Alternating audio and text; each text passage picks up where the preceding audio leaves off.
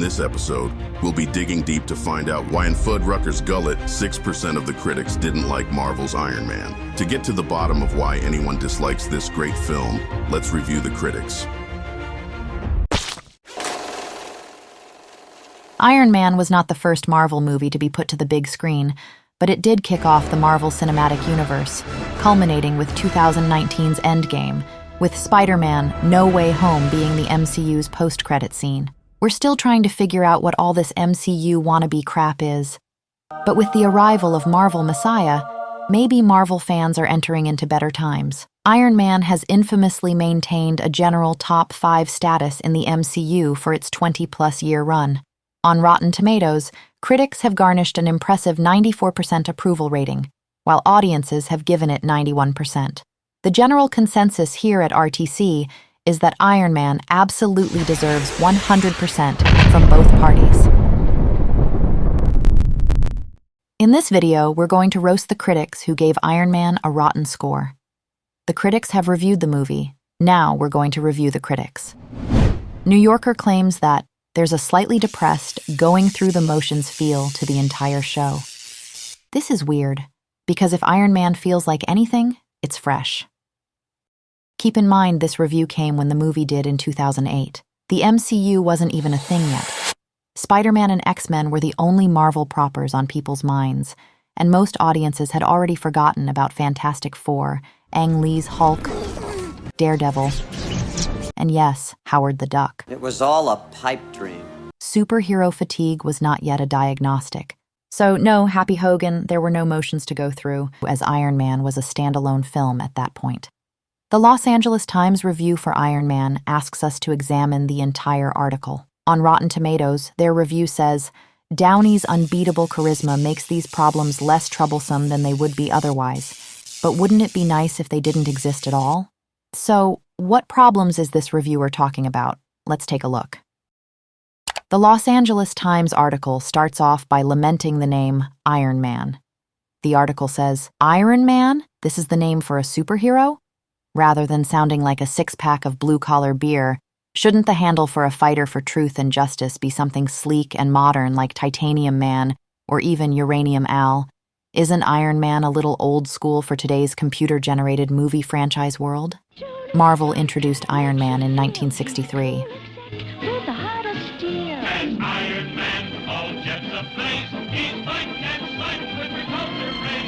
They're not going to suddenly call him Uranium Al. No one is going to see a superhero movie where the titular character is named Al. I don't think so, Tim. Unless it's a spin-off of Deadpool's Blind Al. What the hell's happening? Describe it. I wouldn't ask him to do that. The reviewer complains that enough is enough with the origin stories. He has no idea what he's in for. Are we there yet? No! Are we there yet? No, we are not! Are we there yet? No! The reviewer also pouts that there's too many different versions of Tonys in the movie. Either this critic has never heard the words character development, or he just doesn't like change. Nobody likes change. Washington Post gives a mouthy review.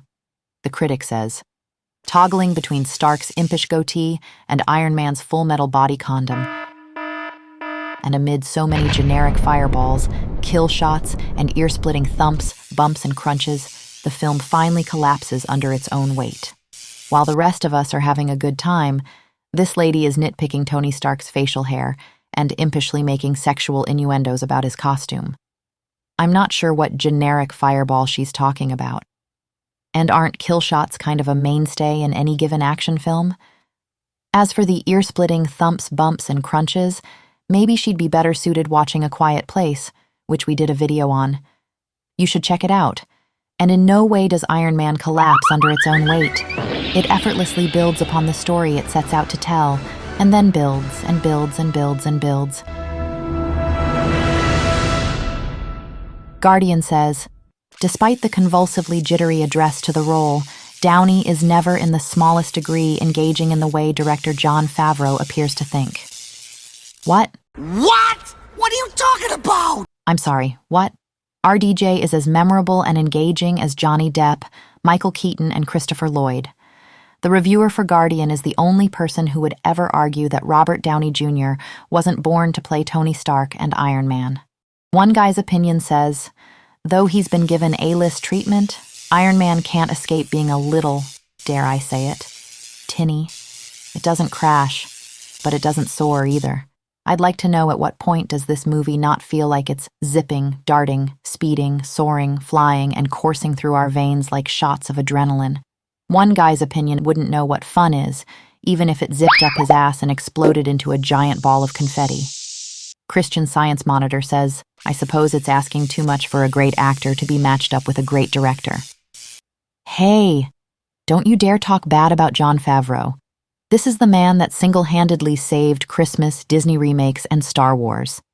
If Deadpool is Marvel Jesus, then Jon Favreau is Star Wars God, which of course makes Kathleen Kennedy Star Wars Antichrist. Am I right? San Antonio Express News says that Iron Man is a 4-act play in a 3-act movie. What's the quote-unquote 4th act this guy thinks he saw?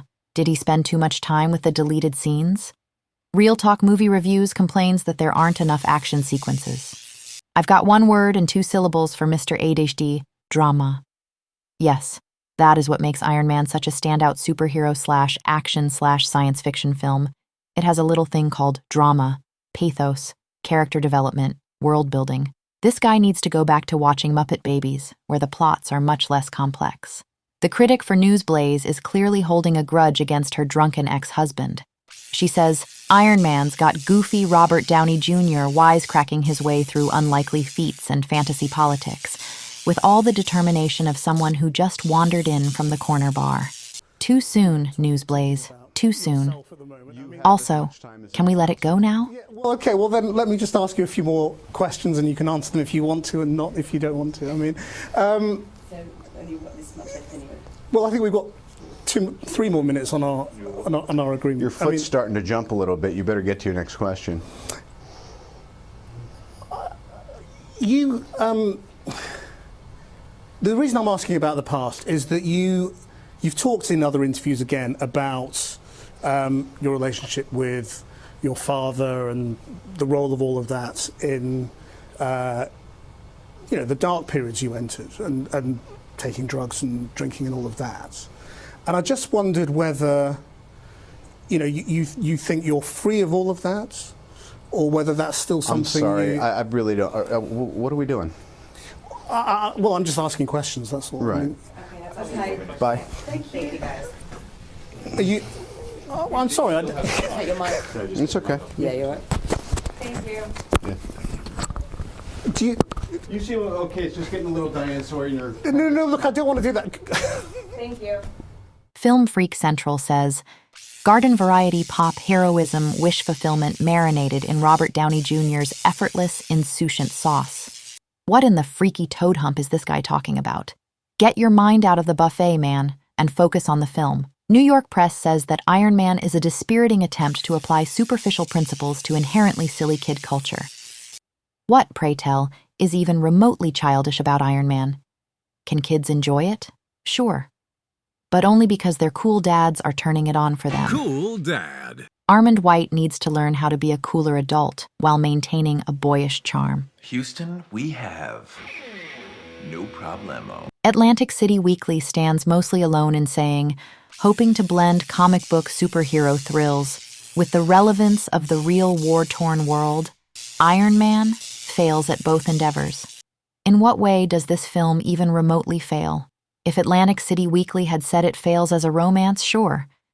It also fails at being a horror movie. It fails at being a foreign film, except for our international friends. It also fails at being boring and unsuccessful. But that's the beauty and originality of this movie. It seamlessly and effortlessly blends comic book excitement with real-world crisis. No other superhero film bothered to incorporate current events into their comic-centric stories. Claiming that Iron Man fails at this is ass in 9 airplane seats. No offense to any grandmas watching this video, but does the critic for Atlantic City Weekly look like she fits the demographic for the MCU? I think not. Go back to crocheting pillowcases, Widow Tweed. CultureCatch says, why did Iron Man seem so slight to me when I've watched it on my computer? Quite possibly these event pictures need a huge screen and a pounding sound system to convince viewers of their worth. Maybe this critic needs to get a bigger screen. Maybe this critic needs to not base his criticism of a film based off his decision to watch it on a small screen. Take down your rotten score, Brandon Judell. Not everyone is as dumb or small-screened as you. It's not a fair critique. The Spectator is way off about Robert Downey Jr. They say RDJ's performance veers between going through the motions and a look which seems to say, hey, what film am I doing again? I don't think this critic knew what film she was in. I suspect she's talking about Gothica. And now it's time for the most honest review of Iron Man. The honor in this video goes to Richard Roper from Ebert & Roper. His review is simply, Robert Downey Jr. is this movie. Come back next week when we review the critics who disliked Disney's heavyweights. Let us know in the comments below what tomato score you would give Iron Man. We're a brand new channel, so if you like our content, subscribe, like, and share to help us grow. Feel free to binge watch our other videos. That won't offend us.